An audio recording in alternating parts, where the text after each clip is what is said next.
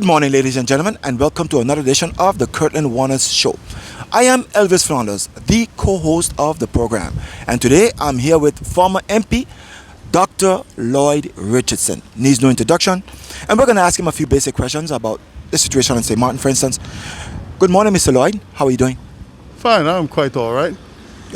To ask you the first question, what do you think about the current situation on St. Martin, sir? Well, the current situation is a situation which can happen to any country, any set of people. But if you live in a good democracy, and we live in one, government always have to make provisions for a rainy day. We have had some rainy days. We've had, the pandemic with us. We have had,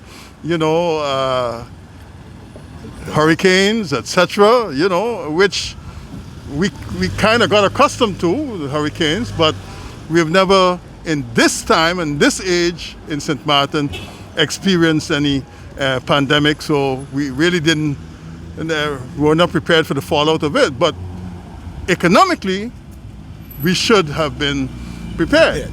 Good, very good, very good. What has this pandemic taught you, Mr. Richardson?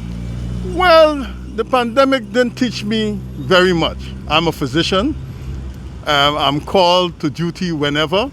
I've done that for 30 years of the Social Security, so while you are sleeping, I'm working and still have to get up and go to work at 8 o'clock in the morning like if nothing happened. So it's not a strange thing to me.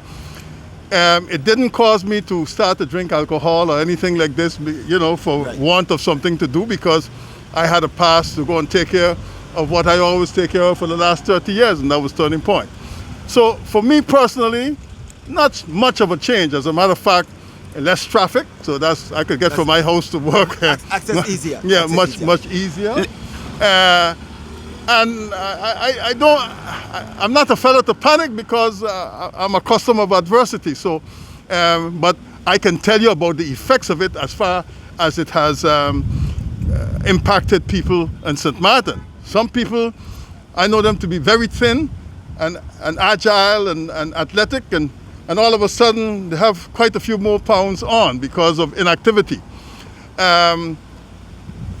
run Turning Point, for instance, and I'm just rushing here from a situation where they called me to where a guy left a couple of weeks ago, and now he's begging to come back in. Fellas are usually excited to leave after a year, but it has been challenging for a whole lot of people. And in that particular field also. We have gone out, for instance, to give food to those who are in need. And, we assist government like nothing else, use our kitchen, etc., to go and help. And specifically, our people out there, in other words, people who have had challenges with substance abuse, etc. And it's really tight for some, and better for others. So there has been a little lapse in us being able to determine exactly who are in need, because there's some people who sit in very opportune places and we go to give them a meal and they have two in front of them. So you had a duplication of activities there, which we can ill afford. Yes. You understand? Yes, so absolutely. In that sense, I think it has taught all of us more. I'm not blaming anybody for this, because the country was not ready for this type of thing, because it was unforeseen, yes. But we need to be more watchful in the future, because in my opinion, what some people, and we can't identify them, are trying to do will cause us to experience more of this, in other words, with a greater frequency than before. So it's not so much what we have done in the last 10 years that we were in existence, but how much we have learned from this and how much we're willing to sacrifice so that when it happens again, or anything of this nature, that we're better prepared. Yes. Why? Because our adversary, which is the colonial power, is not about to give us anything for nothing. They're not even about to follow the law. Because when they were flat on their backs, and many of our fathers and colleagues, who served in the Second World War, like my father, my uncle, who was in D-Day. Curacao never asked them, okay, for any conditions with regards to helping them. Yes. We went out, collected money, and we gave them what we had. They need to return the same thing. But that does not mean that we need to waste what we have, okay? We're sitting down on a waste right here. Look at the Parliament building. Don't you think in 10 years we could have built a Parliament building? Of our own. Of our own? Of our own. And all of us know how much we pay for it, okay? And all of us know to who. That's not the issue. The issue is we had to do, we were forced because we wanted to get into 10-10-10, but we could have corrected that problem, for instance. How much money it would have saved us? And if Holland wanted to put, we could have said, listen, man, we have some reserves over here. Yes. Have a good day. Absolutely. Totally agree with you. What was your experience during the lockdown, Mr. Richardson? My experience, as I told you, was communicating with government to get passes, which happened very expeditiously. I would give them a 10 for that.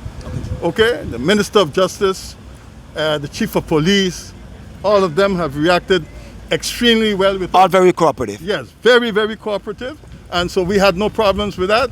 We have even some people who work with us on the French side. They got their passes, etc. So for us was, hey, hustle to come to work to take care of who we have to take care of. How would you like to see the last quarter of 2020, Mr. Richardson? I would like to see the last quarter of 2020 where we could open up and then our coffers will become not full, but they will start to become very active. Generate some funds. And generate some funds. And I would like to see us generate enough funds to put aside some money and have enough money, you know, to continue without assistance.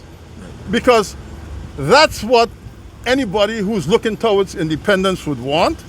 Anybody who's leaving the family don't want to leave in an independent manner. Yeah. You want to be independent.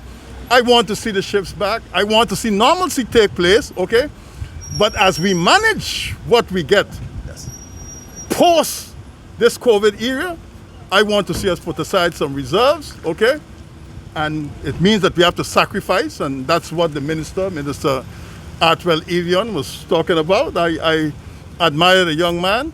Holland is saying that we are not communicating, but from what I learned from government, yes, government is still communicating. So, yeah, so it's a kind of a false accusation, unless what our people are saying is not true.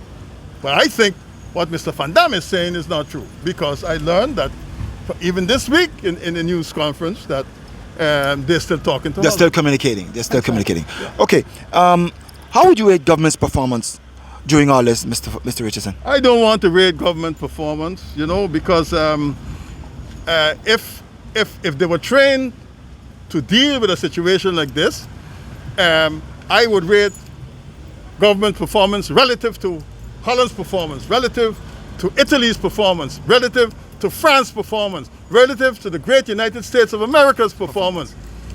And that's it. I think we had a very mild strain of the virus down here. I think we have to give thanks for the sun, the wind, you know, that has helped to shelter us, okay? But that doesn't mean that we have to remain complacent. We have to learn some lessons from it, stop criticizing each other, okay? But help, you know, anybody who's in power needs help in a situation like this. Reach out, whether they reach out to you, yes or no, and do what we have to do, all of us as a people, okay? And those who have a whole lot of money, lend government some money. Okay. Thank you very much, Mr. Lloyd. Thank you very much.